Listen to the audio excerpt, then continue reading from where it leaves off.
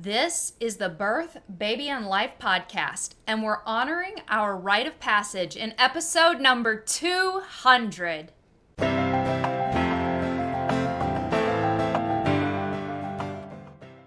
Hey mama, today we are going to talk about the significance of childbirth, and we are going to celebrate episode number 200, which I can hardly believe that we have finally managed to get to through many ups and downs. It feels really good to be here. If you don't know me, my name is Kristen and I am a pregnancy coach. I work with mamas all over the world, helping them to enjoy a wonderful pregnancy, grow a healthy baby, and have a beautiful birth experience. I also work one-on-one with mamas to help them create the happy home full of happy children that they want to have. And yeah, I'm super excited to be here today because we are going to talk about pregnancy and childbirth as a rite of passage. I do have a lot of notes, so I'll be looking down at those some, but yeah, we're going to talk today about what pregnancy and birth mean on a deep level. We're really going to dig into that today.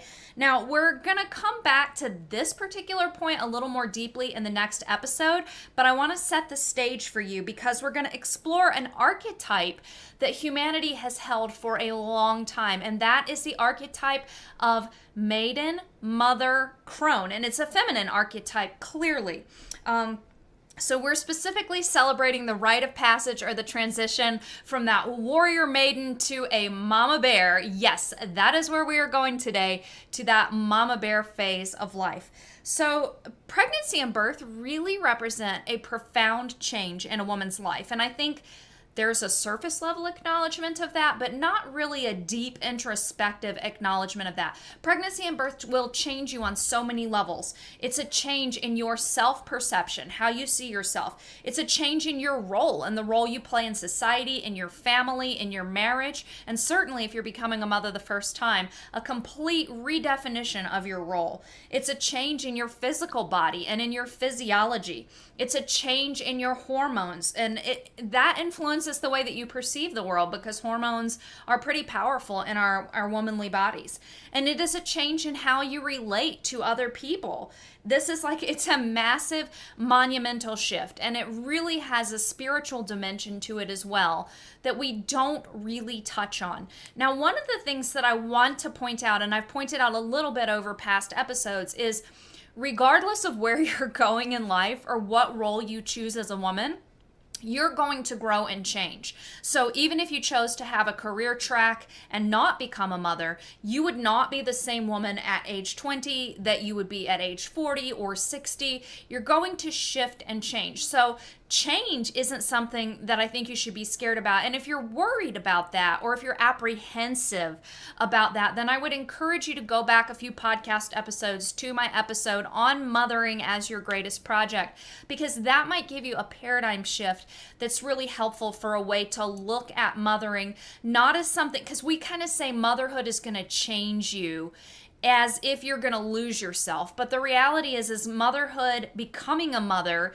is this rite of passage is exploring new facets of yourself, new strengths. I'm sure it'll highlight new weaknesses, but new strengths, new opportunities to grow and change. And really, I don't think that motherhood brings up too much. I mean, it might bring up character flaws in you that need to be adjusted for. But motherhood is a beautiful opportunity, and I believe that if we as a society honor this beautiful rite of passage that is pregnancy and childbirth, that it will help moms as they take these steps, help you as you take these steps. So let's talk a little bit more about this, because really society has divorced itself from looking at pregnancy and birth as a shift or as a rite of passage. Like I said, in today's world, it's almost taboo, or it's almost viewed as a negative, like you're losing from some freedom, which is true. You know, I said that in the last podcast episode. I had to give a caveat that yes, you're going to lose some freedom, but I think the assumption that goes with that is that losing the freedom is a bad thing, that you lose but you don't gain anything, or don't gain much, or don't gain enough to make that up. So society looks at this not as a positive rite of passage, but perhaps as a negative shift, or something that where your freedom is imposed upon or hindered in some way. Or alternatively, society looks at it as a consumeristic rite of passage, aka you're going to be buying a whole bunch of stuff and spending a whole bunch of money on this kid, so let's start with the baby lists, ladies and gentlemen. And I can tell you from having raised 8 children, or in the process of raising some of them still, that yeah, children cost money, but it doesn't have to be exorbitantly expensive, and you don't need all the things, right? And then the other rite of passage that this is kind of a medical, technocratic rite of passage, and I'm borrowing that word from other women who have done research into birth, like looking at a technocratic model of birth. I think it was Anne Fry that coined that, and I'm also going to talk some about Robbie Davis Floyd's work, and she may have used that term as well. But yeah, so we don't really have all that many rites of passage today. So this might even sound weird or old-fashioned to be talking about. Like, we have milestones, like when you graduate from high school, when you graduate from college, when you get a career.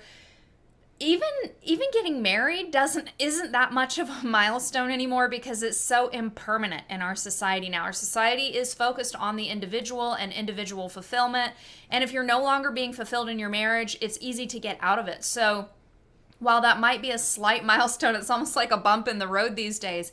We just don't really have any rites of passage where we celebrate, because a rite of passage signified something in the community, in the society. Rites of passage in the past signified that you're taking a step up, not only in your own personal development, but also in your roles and your freedoms, but your duty to the community. And we just don't really have a strong sense of community anymore, and we don't celebrate a lot of rites of passage anymore. And we certainly do not celebrate becoming a man or a woman, like celebrating that masculine or feminine energy or roles anymore. And I'm not saying that we need to go back to where women couldn't do what they wanted to do, but as I've argued over the past few podcast episodes, I do think we need to look with some level of respect towards the role of a mother and the uniqueness of that role, and the inherent power and validation and fulfillment that women can have in that when they're really supported. So I don't want to rabbit trail on that too much. You can go listen to the last few podcast episodes. I'll link them in the show notes below. But let's come back to this concept of a rite of passage. So Robbie Davis Floyd, whom I mentioned a few minutes ago, she talks about birth being a medical rite of passage in her book, which is called Birth as an American Rite of Passage. And I definitely recommend that you read the book. She makes a compelling case for how birth is used to kind of undermine your trust in your body and increase reliance on a medical system, on this technical system, and on experts and that sort of thing. And so just the entire trust in your body and the process of birth and your pregnancy and your wisdom is undermined on a level. So her key points that she makes are that your faith in your body and in birth are undermined. Technology is really what gets the emphasis in this. Technology, doctors, the medical system, they're being seen as a safeguard or even as a savior. And I'm in favor of midwives. I'm a perpetual student midwife myself. I've assisted at many births. But I will say that even midwives can get pulled into this role of savior, or seeing themselves as a savior or even a guardian of birth. And that's a whole nother ball game, a whole nother episode that we can go into. But this model kind of implies that we need a savior, and the savior is the doctors and the medicine and the technology. And then on a lesser level, perhaps the savior is the midwife, and we can talk about that in more nuance in another episode. Procedures are very standardized, so all women go through these standardized procedures, and the roles are very hierarchical. So, the doctor is on top, the nurses are underneath, and you, birthing mom, are way down here somewhere. So that's kind of this rite of passage and this initiation into this techno-medical model that just really puts you on the bottom. I would even say you're on the bottom under the baby, because they'll use your baby to try and get you to do what they want you to do, or to try and comply. And so that's really the rite of passage that women go through, is just this undermining, the implication that they're selfish, that they're not putting their baby first, that they're causing their baby harm.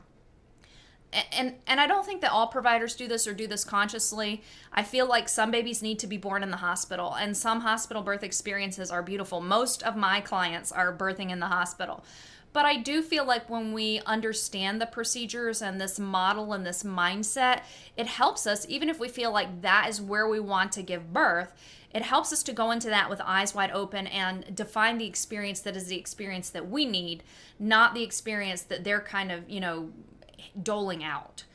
So really I want to emphasize there's no doubt that medical research has really helped when it comes to childbirth. For example, the understanding of nutrition, the hormones of birth, the physiology of pregnancy. Medical research has helped us have a deeper understanding of all of that, for which I'm grateful. And I'm excited about some of the things that we're just, as I'm recording this podcast, on the cutting edge of starting to understand. And that's medical research is helping with that.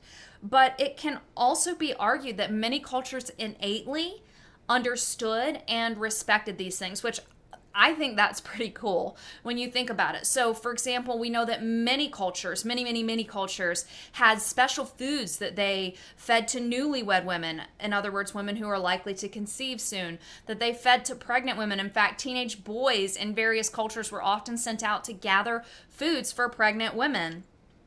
And we also see that the postpartum time has been safeguarded by many cultures. You see this especially in Asian cultures.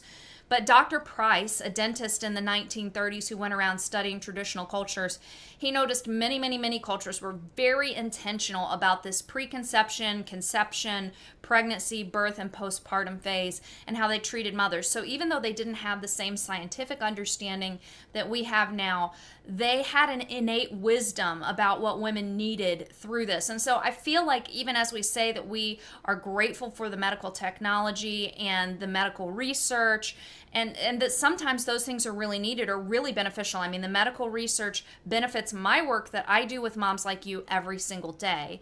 But also we need to realize that there was an innate wisdom in women's bodies and even in our greater cultures that these were things that needed to be honored, and there needed to be special treatment, which is what we're talking about, that honoring that this is a special rite of passage and that the woman needed to be supported in that, not supplanted or undermined or her confidence undermined, because where are you if you have moms whose confidence has been shot, who have been through the ringer, who have had difficult experiences, or who have been belittled or patronized into something, which is unfortunately what a lot of women experience through pregnancy and childbirth.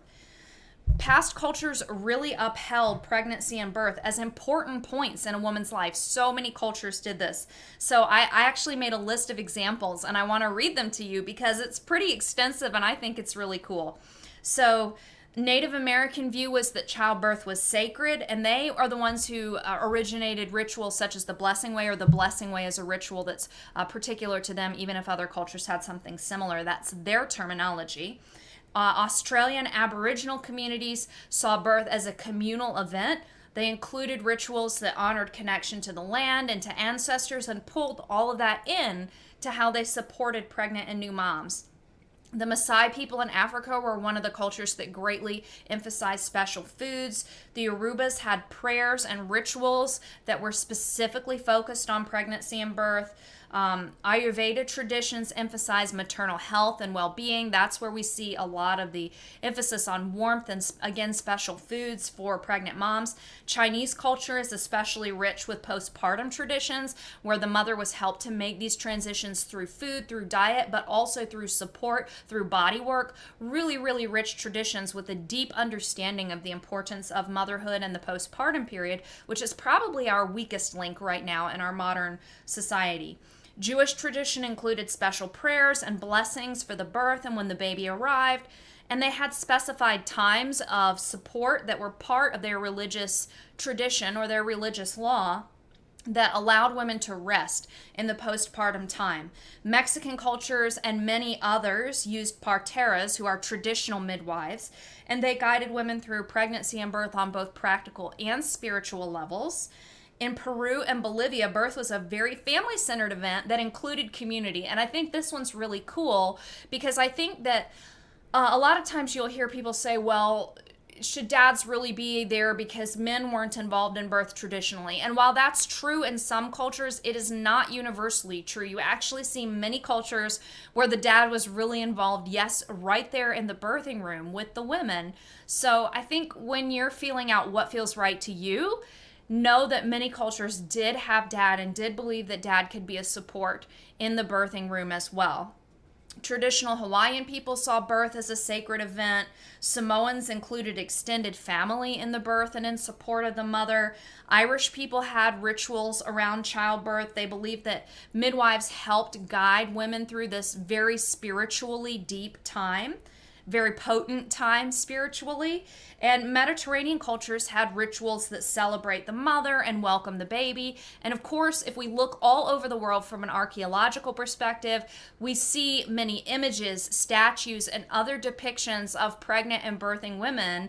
And they might say that those were goddesses or whatever, and maybe they were. But I agree with Ina May Gaskin, who said that she believes that those were there to help young women who were just reaching their fertile times or who were just going through their first pregnancies to realize that their bodies were strong and powerful. These women are often upright. They have beautiful bellies, or they're upright and they show that they're being really open and bringing forth their baby. And so these are things that we saw worldwide.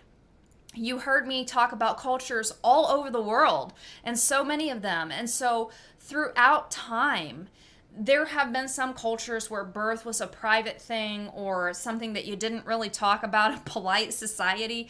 But I would say that traditionally, this was something that cultures seem to pretty much universally celebrate and try and support for women. It was a rite of passage that women would go through and receive some level of community support. So there were also times when women were cut off from traditional support. So I often think about the women like in the Wild West or that sort of thing. And I'm like, oh my gosh, those poor women who are alone in this prairie cabin far away from everybody else giving birth to their babies.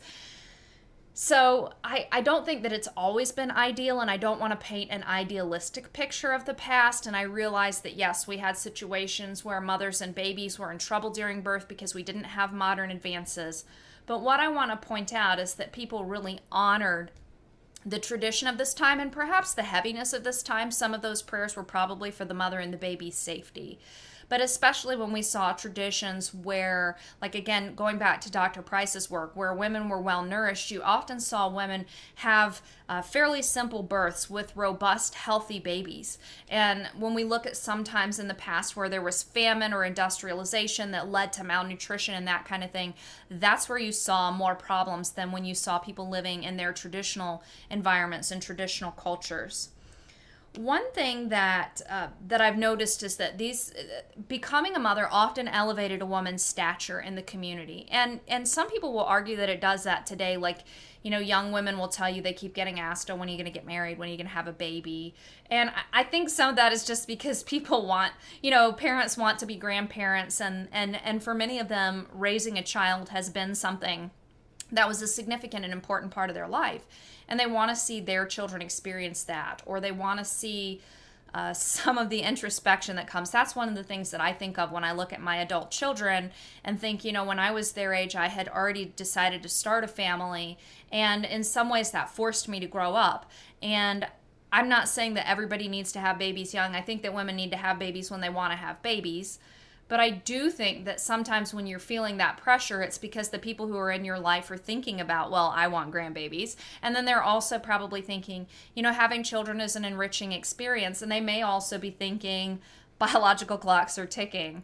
But I still don't think, even with feeling a little bit of that quote unquote societal pressure, I still don't think that when a woman becomes a mother, it creates the same level of change in her status that was true for women in the past. So I find looking at the farm in Tennessee, which is the commune where Ina May Gaskin and the Farm Midwifery Center got started at, I find looking at their culture really interesting. In fact, that's one of the reasons why examining their culture, their birth culture, and the community culture overall was part of my thesis and my research.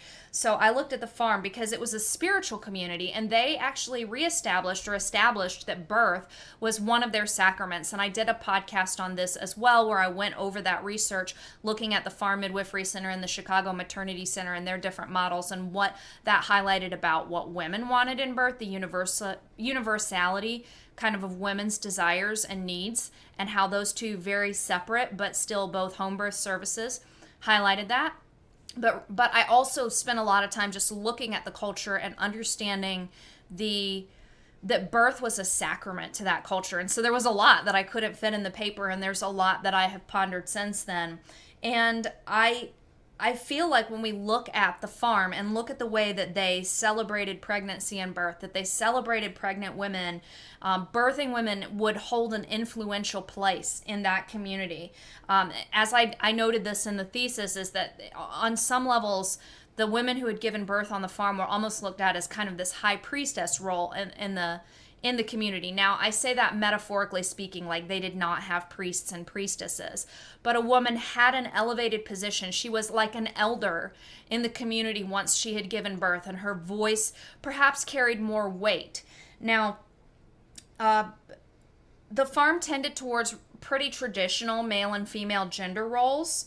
So it could be argued that it limited women, so that the only way that they had a voice was to be elevated to motherhood. That's probably a topic for another research paper, because I didn't look into that and see, like, how did the women who didn't have children feel? Did they feel like they were marginalized? But I personally believe that there can be a place for both women who choose not to have children and women who have children. But I do believe that when you've had children and when you've given your life to bringing forth new life and to the level of service that is required, then you gain a level of wisdom and a measure of compassion and empathy and insight and a shift in your paradigms that can be beneficial to your community. So with that, let's come back and talk a little bit about the individual woman and you, and what can you take from this whole discussion about pregnancy and birth as a rite of passage.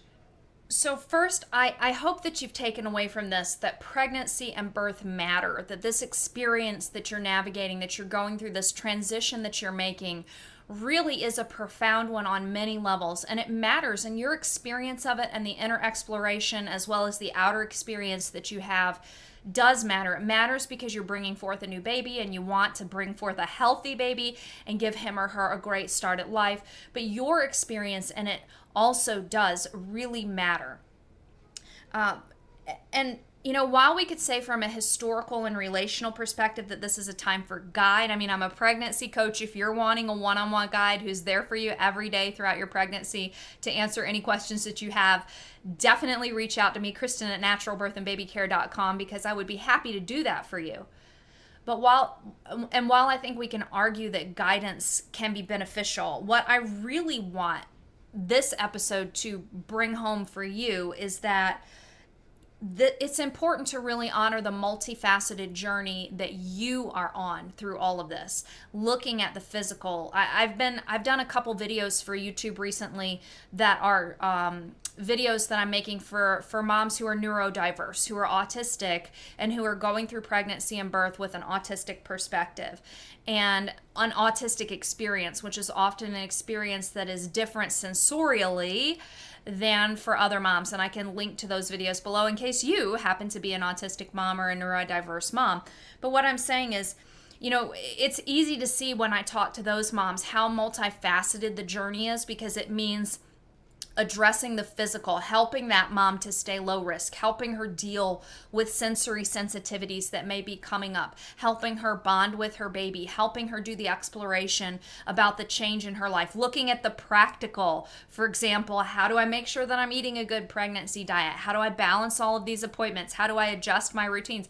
How do I get ready for a new baby? These are the sorts of things that I also work with coaching clients, whether they're neurodiverse or not. There are a lot of questions, and it is very multifaceted. And I really feel like looking at that spiritual and inner journey that you're doing and acknowledging all of the change, all of your needs, and how you're changing, and how you can adapt to those, like I talked about in the previous podcast episode where I talked about, or I challenged you that women grow through challenge, and that something that is challenging, such as pregnancy, birth, and mothering, can actually help you to become a better person, a more rounded, multifaceted person. So I want you to get that the challenges, the ups and downs, and doing this inner work, and really maybe wrestling with it, maybe floating into it. Like with my first baby, I there was some things that were challenging, but for the most part, I was just so excited and I floated into it. But becoming a mother again 8 times over, there were definitely some challenges that came up, and that mothering still brings up challenges. So, just honor that and realize that it is very multifaceted. There's so much that's going on, and that doesn't make anything wrong with you. It means that you're doing exactly what you should do. And what I wish is that we were in a world that saw this as this unique rite of passage, as this very multifaceted journey, and really honored and supported you in that. I mean, this is an opportunity. It is an opportunity to connect with your body. Maybe it's an opportunity to heal your relationship with your body. I know that for me, my pregnancies and births have been very powerful and potent ways for me to heal my body and come to respect my body, to honor my body, even to sometimes admire it. And even now, 8 babies over, where I'm left with a little bit of, I've definitely got a little bit of that loose skin baby belly. I still stand in awe of my body and in the strength that came through me, through going through pregnancies and going through births and bringing forth babies. So it may be a time when you can explore, when you can honor, and perhaps if you've had trauma in your past, where you can retake some of your power and even explore perhaps embodying yourself and celebrating yourself, or retaking something that you feel that somebody took from you. Now, some of that is something you may want to experience, or you may want to explore that, say, with a therapist or somebody who has training in trauma work. But it is an opportunity for you to start doing some of that work, or it could be. It doesn't have to be, but it could be. It can be an opportunity for you to see more beauty in the feminine. I feel like as women have gained more and more ability to do whatever they want in society, that has often become synonymous with becoming more man-like. And in some cases, we have guys who are really kind of embodying their feminine energy, which is like, okay, I need you to go out and be able to bring home the bacon, honey. But I think more so it's impacted women, where this feminine is somehow seen as weak or subservient or lacking opportunity. Again, this is echoing what we've talked about over the last few podcast episodes, but I want you to see the strength in the feminine. And I'm actually going to dig into that a little bit more next week when we talk about chaos and birth, which is going to be a fun episode to dig into. But I hope that you will start to see the beauty in the feminine energy, and the power in the feminine energy, and the power that we, when we look at yin and yang and chaos and order and that sort of thing, women, we kind of embody this energy that can shake things up and that has such power in it. And that's a beautiful thing. That's really a beautiful thing. And you get the opportunity to establish better health for yourself through the wisdom of the past, through the research of today, like I've mentioned several times. There's ancestral diet and understanding ancestral practices, as well as modern research that helps us understand why some ancestral practices were good and probably why some were bad. And then also research that's exciting, that's helping underscore ways that we've lived. For example, our connection with nature, honoring our circadian rhythms, and quantum biology, which is just a whole new field that I've just started digging into this year, and it's so exciting. It's so exciting. So all of these are things that we get the opportunity to explore, and we get to optimize our bodies and our health as we seek to do that for pregnancy and birth, and then even for our children. I've started doing a lot of tooth research for myself and the kids recently, and that's been a lot of fun because I know that I want to help them to have good, strong teeth. So you'll just have so many opportunities throughout pregnancy and birth, and even on your fertility journey, not just to optimize your health and your man's health, but your children's health, and do all of those things. It's really a gift. And then you have this chance to ponder this transition and what that means for you. And I do hope that you'll hold that thought in your mind that yes, you're changing, things are shifting, and there may be limits, or there may be possibilities that are cut off or delayed. But there are also many things that are opening up. And just because there are limits on your quote unquote freedom to go and do whatever you want to do, there may be things that open up from that, or growth for you as a person that opens up for that would be far greater than anything that you experienced otherwise. I certainly feel like childless people can contribute greatly to the world. I think we see many examples of that throughout history. But I also think that for you as a person, going through pregnancy and birth and mothering your child and doing the exploration on how that does create change in you and how that calls upon you to pull that strength out of you and to pull that self-discipline to start to change and shift your character so that you become the parent that you want to be for your child is a really positive thing. And it's a good chance to dive into that inner work and also to maybe connect more deeply on a spiritual level with the Creator or with your beliefs. I come from a Judeo-Christian belief system, and I certainly feel like mothering has brought me closer to God and helped me to depend on Him more. And so many women find that their faith tradition becomes important to them as they're mothering their children. And I think this is a good chance for you to look at the intention that you want to carry forth as you explore kind of mundane things like homemaking. And this is something I've talked about in the last few episodes as well, is like homemaking, building a family culture, creating the atmosphere, the feel, the vibe that you want to have in your home, the aesthetic that you want to have in your home. That's a word that my older kids would use. Thinking about what kind of a vibe you want to have in your home, the person you want to be, the way you want your home to feel on a daily basis, and what you need to do and how you need to work on that. Parents really wrestle back and forth with that a whole lot. And I could do a big episode on parenting with some wisdom that I feel like I've gleaned, and how do we create a calm and happy home. But this is something that you are embodying. Like, a home is not just it's not just a house, it's not just a building.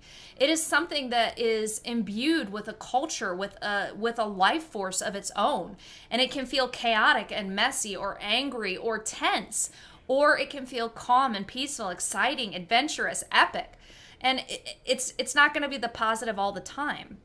But on the whole, you get to do this exploration in yourself and ask yourself, what can I do to help create and encourage that? Because there is a lot that you can do. There are some times when you're just going to throw your hands up and say, I need a break. But there's a lot that you can do. And so this time, this change, this shift in your role in your life gives you a chance to explore that and explore the intentionality of that. You also get to have this time and space. This kind of comes back to healing your relationship with your body, or just having a relationship with your body. When I was a teenager, I kind of just pretended like my body didn't exist and tried to ignore it as much as possible. But pregnancy and birth kind of bring that front and center. So it's an opportunity for you to trust in the innate physiology of birth, the innate design of birth, and also of your body. It is a really beautiful thing, and it works really well most of the time. And I've even found that for moms who had a baby with, say, a congenital problem or something like that, like looking at the intuitive understanding and knowing that they had was awe-inspiring for me. Like, these moms would often realize that something was up before even the midwife knew. Or even going into the pediatrician, for one mom that we had that knew that something was going on with her child. And the pediatrician didn't see anything or saw like the faintest glimmer of something, and he said, well, let's refer to a specialist. And sure enough, they found that something was going on with that child. So, this mothering is an opportunity to really tune in to your intuition and to learn to respect and grow that. And yes, I know it can be hard. That's one of the things that I really work on with clients is how do we baby step our way into trusting our intuition, especially if we've been spending a lot of years doubting ourselves, not feeling like we're enough, not trusting our body, not liking our body, just ignoring our body and our intuition. So I baby step a lot of clients through that. And you can do that and you can grow that. This is a beautiful, beautiful time to do that. And then, of course, this is a time to explore what kind of a birth experience do you want? And can you create an undisturbed birth experience that becomes a supported and celebrated rite of passage? It is a beautiful, beautiful, beautiful opportunity. So I will end with that because we're going to dig into a lot more next week. Remember, if you are interested in having somebody to guide you through this work, to help you with this inner work, this exploration, to be there with you, to help you with the practical, like balancing appointments, making meal plans, figuring out how to juggle everything. I do all of that.